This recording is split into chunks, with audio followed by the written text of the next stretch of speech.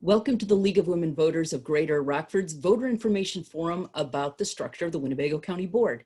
Hi, I'm Susan Stevens. I'm with WNIJ and the League of Women Voters of Greater Rockford, and I'll be moderating today. The League of Women Voters is a nonpartisan volunteer organization that encourages informed and active participation in government while working to influence public policy through education and advocacy.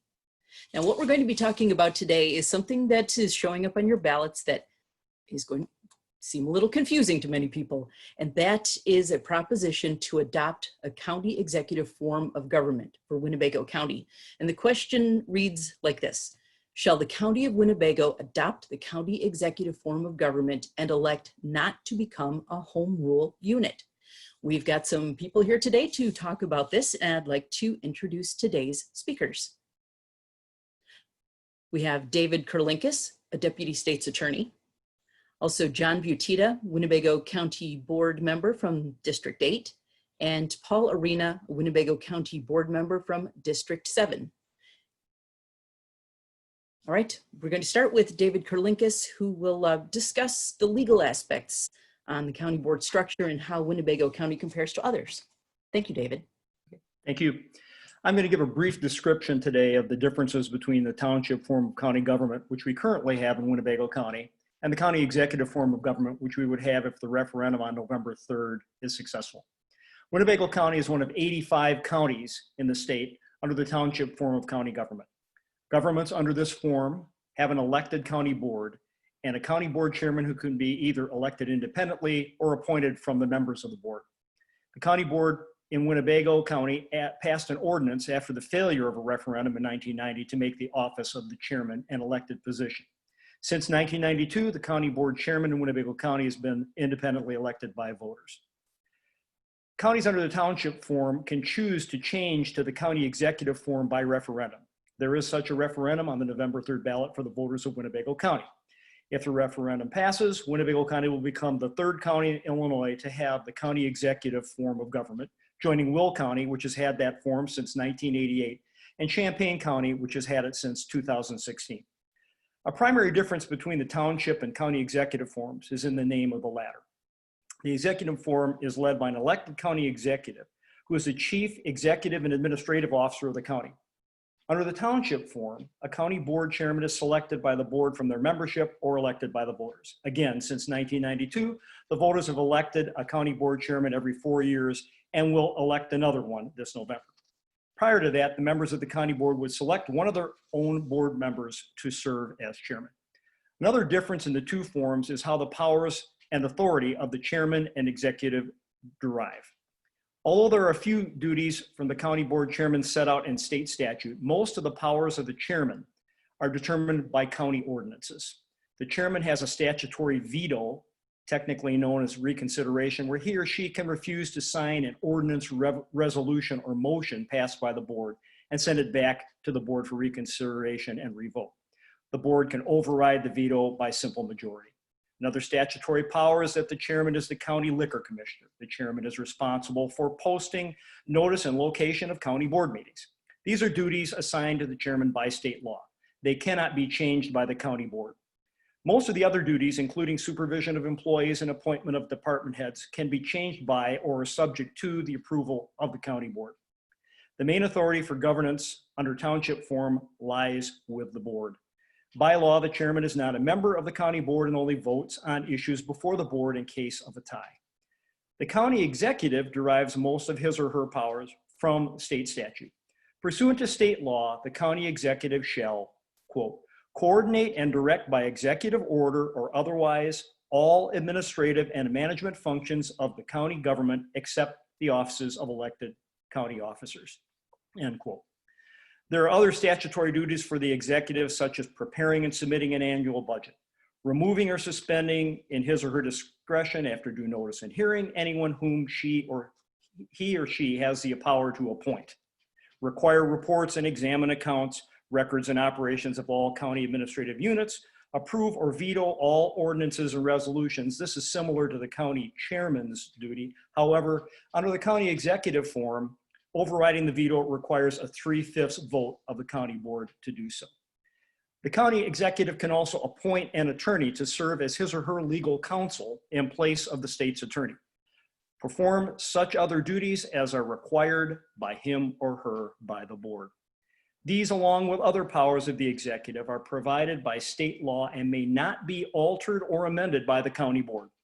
The county executive is also not a member of the board and only votes on issues before the board in case of the time. We only have two models to look at to see how the county executive form of government works: Will County and Champaign County. Will County has a county board speaker elected from the sitting members of the board who seems to have some administrative duties. Champaign County has a county chairman elected from among the sitting board members. According to the rules and procedures of Champaign County, the county board chair is to be the board liaison to the county executive. The duties of the county executive are set out in detail and include many more duties than are set out by statute, which seem to include many duties assigned to and performed by the county administrator in Winnebago County. Assuming the current referendum in Winnebago County passes, a comprehensive rewriting of the county's rules and procedures to implement the office and duties of the county executive will be required. A couple of points in closing. If the referendum is approved, the first time the public could vote for a county executive would be in November of 2024. This is because we will be electing a county board chairman on November 3rd for a 4-year term, which cannot be shortened. Also, the referendum, if approved, does not bring with it home rule to the county. Thank you very much. Thank you so much, David. That's a great explanation, so thank you very much.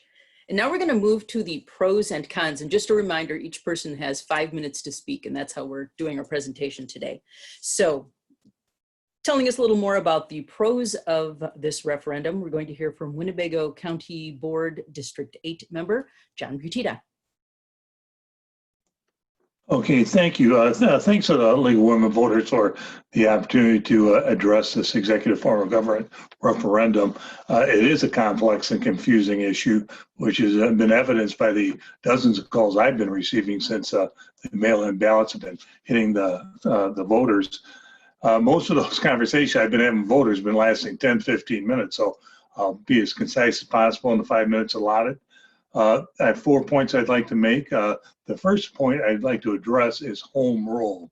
I wish it wasn't part of this issue, but the state mandates that if you ask the voters for what form of government they prefer, you also have to ask them about home rule. What I want to say to the voters is that today, Winnebago County does not have home rule authority. After this election, where this referendum passes or is defeated, Winnebago County will not have home rule authority. That's a fact. It's not debatable. So it kind of muddies the issue, but I want everybody to understand home rule is not the issue. The issue that we really need to discuss is the difference between executive form of government and the current township form of government. So the 3 points that I've highlighted that I think are different, and then the benefit to executive form of government is the stabilization of county government going in the future. Currently, as Mr. Kalinkas explained, the county board and township, excuse me, has the power to, has all the power, executive and legislative. They can choose to share that power, which they did in 1992, as he explained. Then they can also take that power away. They can give it back. So under the executive form of government, which is defined by state statute, the county board cannot manipulate the power structure or the form of government. So I think that'll stabilize our county government for many years going forward. The second point I'd like to point out is I think it create a balance of power. Once again, the county board has all the legislative and executive form under current township form of government. And there are those that have argued that the executive form of government would put too much power in one person. But I think just the opposite is true. And we don't have to look any farther than our municipalities here in Winnebago County. Rockford, Loves Park, South Beloit, all have elected mayors who act as the chief executive officers of those municipalities. They have to work in concert with the elected city councils of each of those municipalities in order to, the city councils have the oversight of revenue, spending, appointments of boards and commissions, and major policy decisions. So executive form of government would do the same thing. We'd have a chief executive officer, much like the mayor of Winnebago County. And then the county board would also oversee all of the spending, revenues, appointments of boards and commissions, and major policy decisions. They'd have oversight over. So I think we're going to get balance of power where we don't really have it now.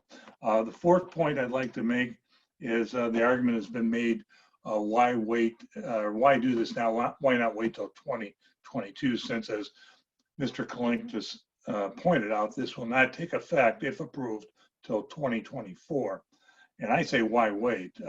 And specifically, the reason is that the position that the county board has left, the county board chairman position, they've eliminated most of the county board chairman authority, but they've left the position intact.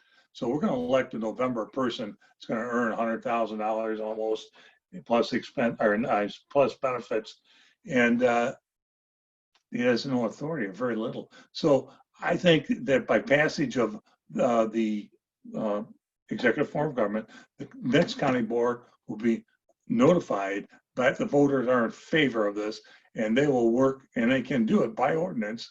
We already know that, to correct that situation, that the next county board chairman will earn the wages that the taxpayers are paying them. So I think that's a closing it. So I would, in closing, I would say that I believe the executive form of government will stabilize our county government for many years into the future. To give it a more balanced power structure the voters will be able to understand, and it hopefully will give the next county board the impetus to make our next county board chair, whoever that may be in a position to earn the money that the taxpayers are going to give them. So thanks again for the opportunity to address this issue. Thank you very much, Mr. Butita. Appreciate that. All right, and now we are moving to Winnebago County Board's District 7 Representative Paul Arena, who's going to give us the other side. Thank you, Sue, and thank you to the League of Women Voters for giving us the opportunity to address this issue. I am a newer board member. I'm nearing the end of my second year serving on the Winnebago County Board. And during my 2 years on the board, I've experienced a significant conflict. The board itself operates as it should. The conflict has been between the board and our elected chairman. And I believe once we have a new administration, the conflict will end. And I think that's true regardless of which candidate wins. But now voters are being asked to decide if, because of this conflict, should we change our form of government? And I'm asking voters to reject this idea, and I'd like to explain why. First, I think it's important to understand what would be the difference between the executive form and what we have now. And in my opinion, it comes down to political management versus professional management. Currently, we have an administrator who handles the day-to-day operation of the county. Under the executive form, we would have a politician who's given the authority to deal with the day-to-day operation of the county. As Mr. Kalinkas pointed out, in Champaign, a lot of the duties that were assigned to their executive are what our current administrator does. And I think in that regard, that would be what causes the greatest difficulty moving forward for us as a county. A politician handling the day-to-day operation of the county would lead to the opportunity for political hiring. I think it's reasonable to expect that when someone has made campaign contributions to an individual, they might walk in, contact that person later and ask for consideration to either job placements or political decision-making on a day-to-day basis of our operations. Secondly, there's no qualifications to be the county executive. Currently, the administrator that we have hired recently is a person with 30 years of experience in county government, but in a campaign, anybody can be elected. And do we really want to give the control over an operation with 400 employees that are under the direct supervision of our current administrator and a budget of $196 million to someone who may not have any experience to do those jobs? Currently, we have more control over what happens. If our administrator, who has the responsibility for the day-to-day operation of the county, is not getting the job done, that person can be replaced at any time. They're an employee. But under the executive form, that person who is in control would have that position for 4 years. And if the person is not qualified, there's nothing we can do about it. The executive form would add additional costs to the operation of government. As Mr. Kurling has pointed out, there is a separate legal counsel assigned to the executive, and that person is eligible for a salary equal to our current state's attorney. And our county is already experiencing great pressure in our budget, and this would only add to that fact. The question does state that we would adopt this form without home rule. However, it's important for people to also understand, even though we're not adopting home rule now, it is not prevented from happening in the future. So people might interpret this question either way, that home rule is involved now, which, as Mr. Butita said, it is not, but it also does not prevent home rule from being added in the future. Champaign County, who recently adopted the executive form, had a petition campaign this election cycle to incorporate home rule into their form of government. That did fail. I think the current structure used by Winnebago County is used by the majority of the counties in Illinois, and it's because it works. It works just fine. The problem that we're experiencing here isn't related to the system, it's the administration. And then finally, as Mr. Butita said, this doesn't take effect until 2024, but it's important for people to know that our current chairman does have significant duties assigned to him. Most importantly, his duty is economic development. That alone should be a full-time job. So it's incorrect to suggest that we would have a chairman with no responsibilities for the next 4 years. What we have now is the best system, and I'm asking voters to keep that system in place. Thank you. Thank you so much, Mr. Arena. And thank you so much to David Kurlinkus, John Butita, and Paul Arena for participating today and helping educate voters on this very complex issue that they're looking at right now on their ballots. I hope that helps our viewers make a more informed decision. So on behalf of the League of Women Voters of Greater Rockford, thank you for watching. And don't forget, it's critical that you exercise your right to vote November 3rd or sooner. Thanks so much. Thank you.